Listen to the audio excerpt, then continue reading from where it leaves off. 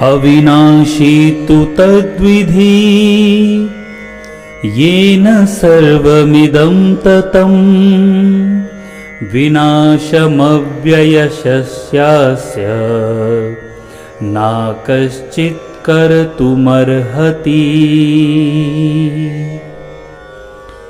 भगवान कृष्ण कहते हैं, जो सारे शरीर में व्याप्त है उसे ही तुम अविनाशी मानो। उस आत्मा को नष्ट करने में कोई भी समर्थ नहीं है। इस बात को हम ऐसे भी समझते हैं कि सामान्य से सामान्य यानी साधारण से साधारण व्यक्ति भी ये जानता है कि ये जो हमारा बाहरी शरीर है ये चेतना के बिना मरे हुए के समान है, यानी मुर्दे जैसा है। और इस शरीर में चेतना को किसी भी प्रकार से बाहर से नहीं लाया जा सकता, यानी कोई दवाई, कोई ऐसी विद्या नहीं बनी कि इस चेतना को वापस लाया जा सके। इसलिए ये चेतना भौतिक संसार के संयोग से नहीं है, बल्कि आत्मा के कारण है। दोस्तों, हमारे शरीर में 5 प्रकार के प्राण हैं, जिनसे इस आत्मा का निर्माण माना जाता है। यह आत्मा उन 5 प्रकार के प्राणों से मिलकर तैयार है, जो प्राण, अपान, व्यान, समान तथा उदान हैं।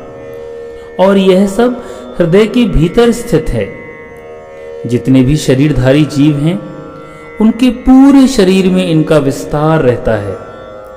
जब आत्मा को 5 वायुओं के बुरे विचारों से या कल्मशता से शुद्ध कर लिया जाता है, योग, दान, धर्म, तपस्या के द्वारा, तो इस आत्मा का आध्यात्मिक प्रभाव प्रकट होने लगता है।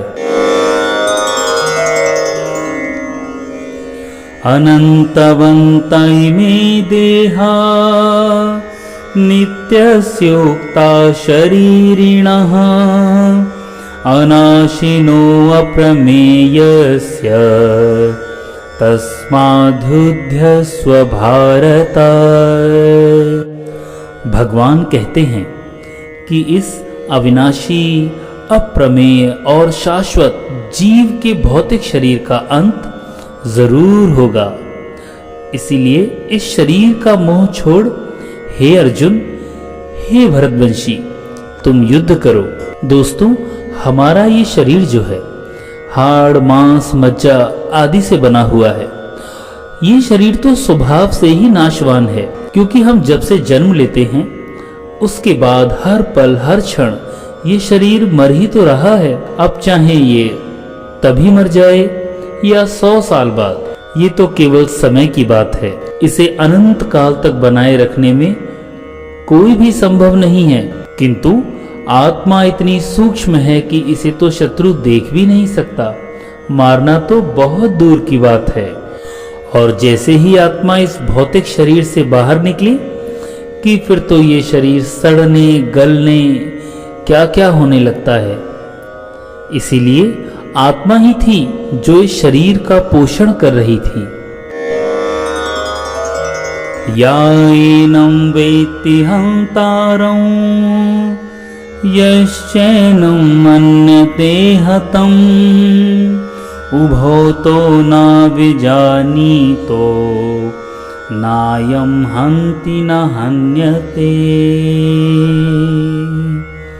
भगवान कहते हैं, जो इस जीवात्मा को मारने वाला समझता है तथा जो इसे मरा हुआ समझता है, वो दोनों ही अज्ञानी हैं, क्योंकि आत्मा ना तो मारता है और ना ही मारा जाता है। दोस्तों, जब कोई भी शरीरधारी जीव किसी घातक हथियार से किसी को आघात या चोट पहुंचाता है, तो ये समझ लेना चाहिए कि शरीर के भीतर की जीवात्मा नहीं मरी। जिसे मारा जाता है या जिसे मरा हुआ समझा जाता है, वह तो केवल शरीर होता है। किंतु इसका तात्पर्य शरीर के वध को प्रोत्साहित करना नहीं।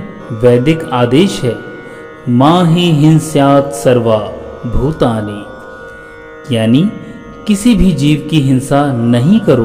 किसी भी जीव के शरीर की अनाधिकार हत्या करना निंदनीय है राज्य और भगवत विधान के द्वारा दंडनीय अपराध है, लेकिन अर्जुन को तो धर्म के नियमानुसार मारने के लिए नियुक्त किया गया है, किसी पागलपन या कोई बदला लेने की भावना से नहीं।